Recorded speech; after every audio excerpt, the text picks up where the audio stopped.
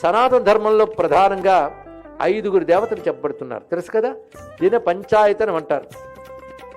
శివుడు, విష్ణువు, శక్తి, సూర్యుడు, గణపతి, 5 ప్రధానం మనకి. ఈ 5టిని ఆరాధించే వాళ్ళని వేదమతస్థులు అంటారు. వాళ్ళని హిందువులు అంటారు.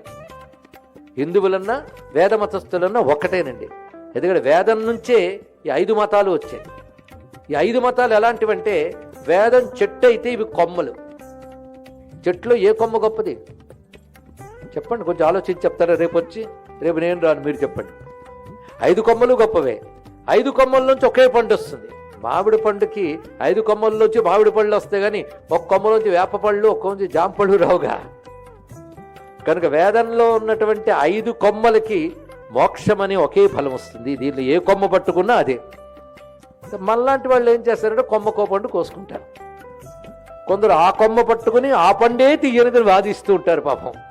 కానీ అన్ని కొమ్మల్లో ఒక్కొక్క పండు తీసుకుని చెట్టు పళ్ళన్నీ తీవే అంటాం మనం. అటువంటి వాళ్ళు శివమైన వైష్ణవమైన ఎన్నైనా ఒకటే స్వరూపం, ఒకటే వేదం యొక్క స్వరూపము.